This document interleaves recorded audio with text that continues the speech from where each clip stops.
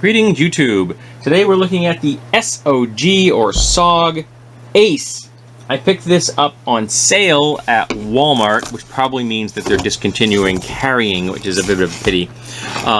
There's a different. I picked it up for 13 bucks, which is an incredible. I could not pass up this knife for $13. Anti-slip textured handle, includes carry sheath, lifetime warranty. And it was also quite pleasant to get out of the package. Sometimes these things can be a pain in the butt. So we have fixed blade length 3.8 inches, overall length 8.75 inches, stonewash, 7 CR17 MOV steel, rubberized, sheath included, O for outdoor. Oh yeah, I guess so. So here we go. This is the knife in question.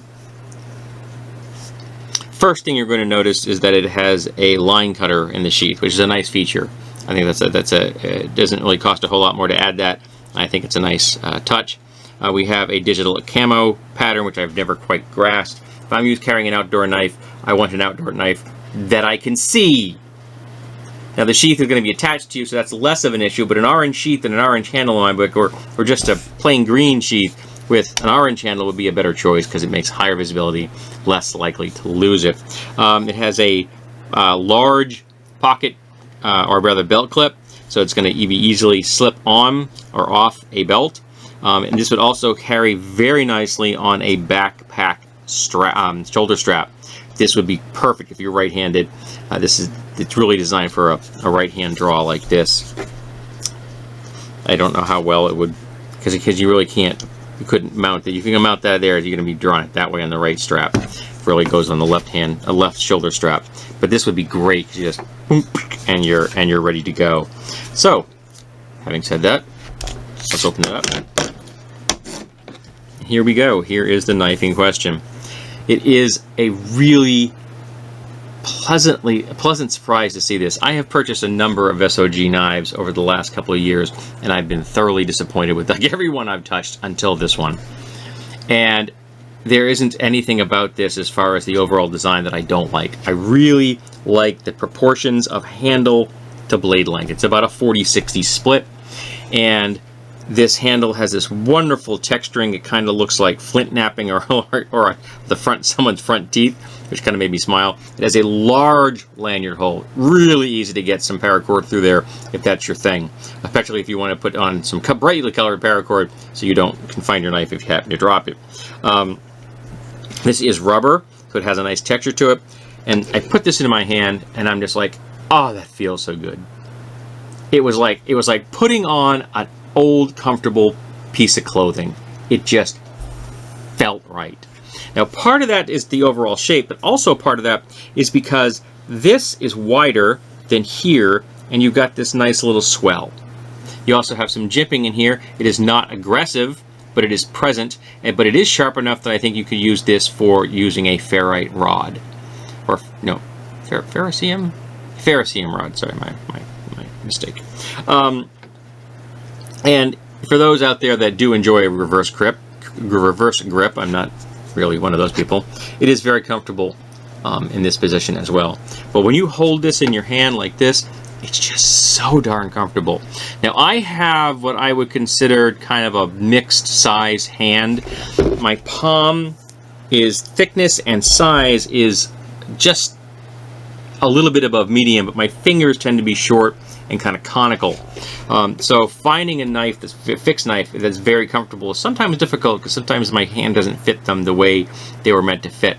But for me, which I would, again, generally a medium-sized hand, this knife is a perfect fit. It comes out of the box with a reasonably sharp edge. It is not shaving sharp. This is a flat grind with a secondary bevel. The jimping, again, comes all the way out, so you could very easily do a scalpel. This would allow you to come up here if you wanted to do this or do here. You could then get it right up there into that choil, and you could still do some fine work comfortably without risk of the knife moving on you, because this jimping is definitely going to give you control. The one thing I did notice, and this is not a critique of the design, but of the quality of this particular blade. You're probably not going to be able to see this in this camera, but there are some very subtle marks on this side of the blade only of the finish. Like, this is a perfect stone wash. But here, there's a couple of spots. There's one here, and there's one here, and there's one in here. It's just a little bit even more subtle, where the finish did not come through, and there are some very subtle raised machine marks. I'm not returning this knife in any way, shape, or form. The cutting edge is not affected by this in the least. That was done by a secondary operation. But it's very subtle. Some people may not even have not noticed it at all. I've been inspecting parts with my hands for 35 years. So I'm used to feeling parts and trying to detect very, very subtle variations. So a lot of people wouldn't even notice that. But I did when I was playing with it because, well, I'm a knife guy. I play with the knives I buy. But the combination of this well-designed, simple sheath, it's bulletproof, it functions, it's not, I mean, again, I think the camo pattern's a little silly, but overall, it's a solid design. This blade shape, this handle shape, the proportions, the weight, the comfort, everything, I think this is an absolute beautiful knife to throw in an EDC bag, to put into as a backup knife if you want to, or even if you want to find one as an inexpensive budget entry point to like some very basic bushcraft or camping. This right here could be something, and I think it would be a good knife for women and youth whose hands are not overly large. This would be a good entry point in my book for that kind of a practice. So yeah, just really and the sheath itself. Yeah, sorry, make sure I had that right. Sheath itself, very positive connection, and I really got to kind of shake it sideways like this in this direction to get any kind of motion, but in this direction, absolutely nothing. Just very, very comfortable and quite secure. And again, I would feel quite confident mounting it this way on a backpack strap. I would have no difficulty at all. And there is a very small weep hole. I don't know if my camera can focus on that. Probably not. I need to get a new camera.